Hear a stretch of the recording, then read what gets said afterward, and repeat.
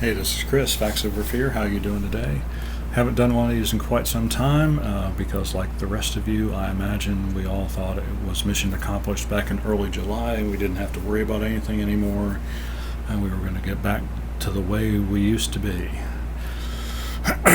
But we were wrong. I was wrong. So here we are again on this video is recorded on August 14th, 2021. It includes data that is complete through August 11th, 2021.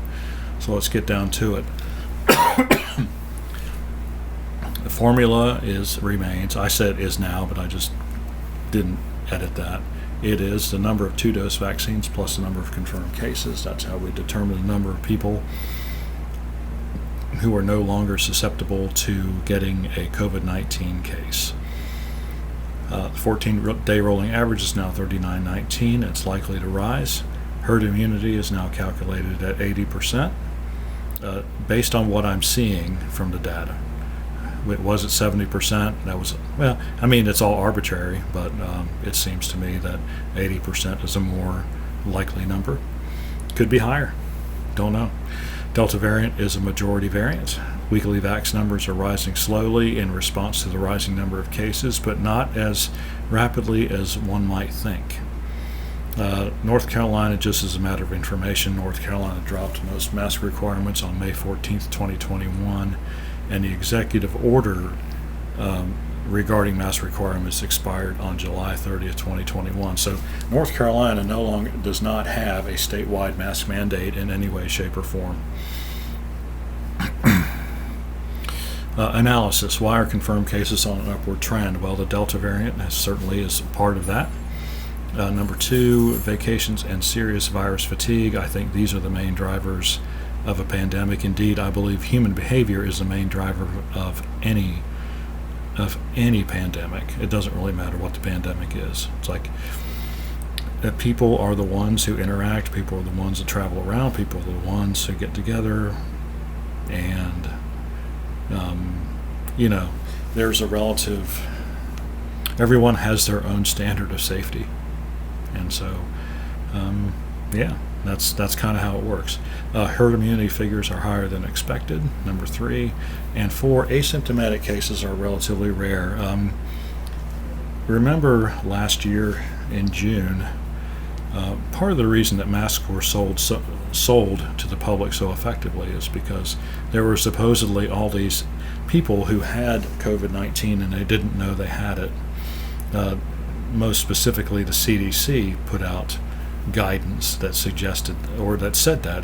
They just plain said it. And it turns out they were absolutely 100% wrong. There are very few asymptomatic cases. Look, you say you've had it and you didn't have any symptoms. You had a symptom, you just didn't recognize it.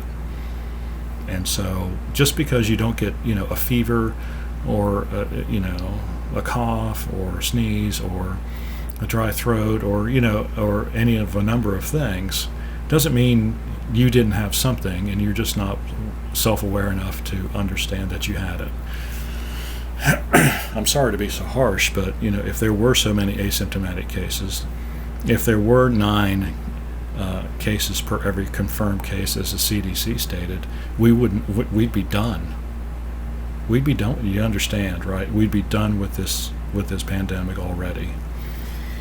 And so people need to be a lot more self-aware of how they're feeling on a day-to-day basis. The outlook: confirmed cases will continue to rise, probably leveling off, but it depends what happens in public schools and all universities. So everybody's going back to school in one form or another, and everybody seems to think that masks will take care of that. Okay. We'll see. We will find out. This will be another example of real world statistics trumping what some expert or experts might have to say. I would note that public schools only have to have 3 feet of social distancing between the desks, at least in Wake County, and I think we're throwing away one of the basic tenets of pandemic control when you say we don't have to be 6 feet apart. And That is a mistake, and I think that will be reflected in the numbers. Now, whether the numbers rise dramatically or not, I don't know, because there are so many other variables. But I think if the numbers continue, even if they continue flat for several weeks at the level they are now, I think that will prove that going back to university and expecting masks to take care of it was a mistake.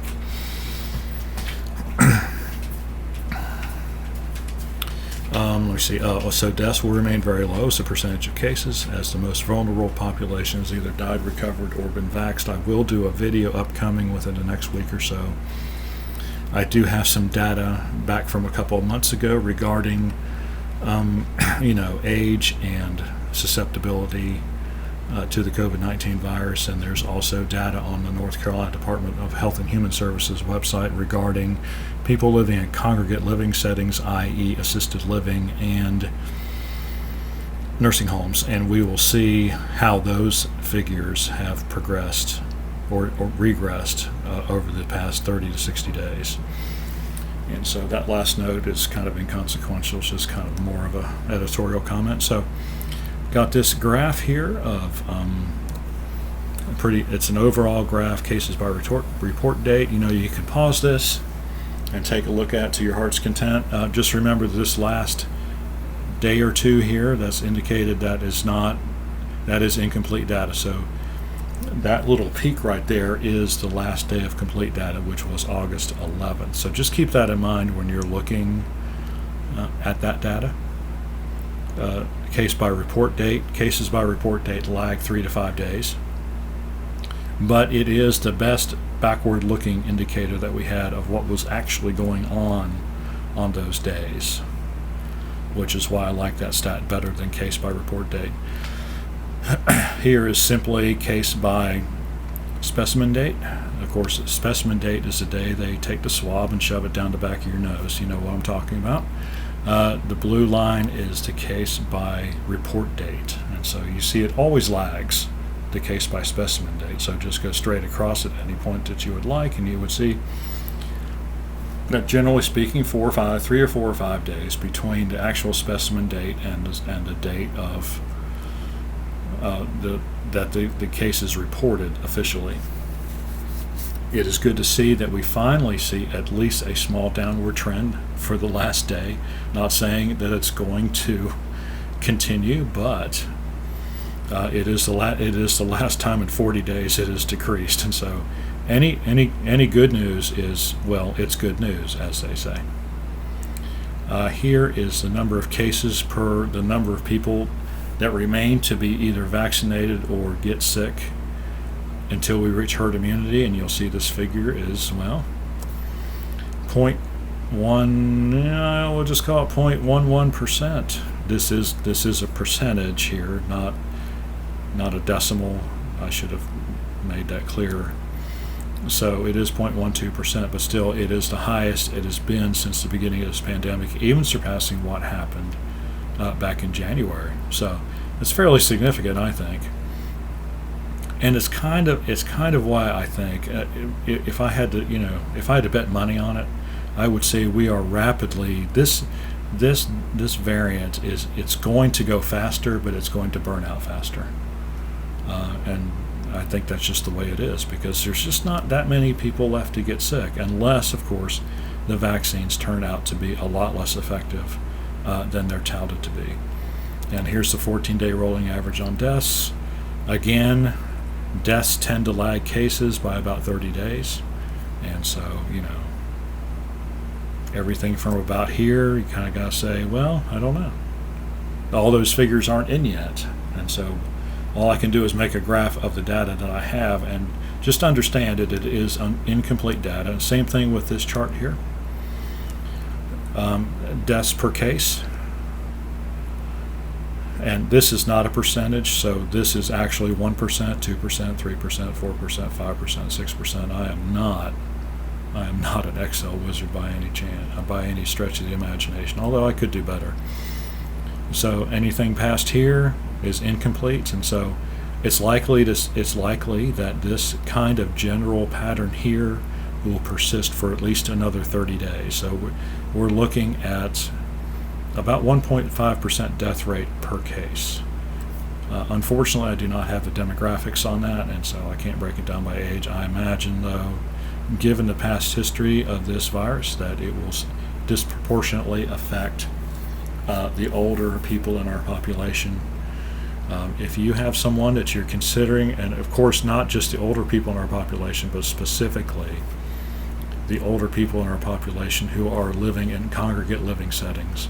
And so I would urge you that if you have someone who's in a position of possibly needing to go to one of these facilities, that you do everything within your power to slow that process. If there's anything at all that you can do, I understand people face impossible situations. Lee and I faced such a situation with her mother. It was before the pandemic started. But if we'd been in this kind of situation, we would have worked a little bit harder to keep her from going there.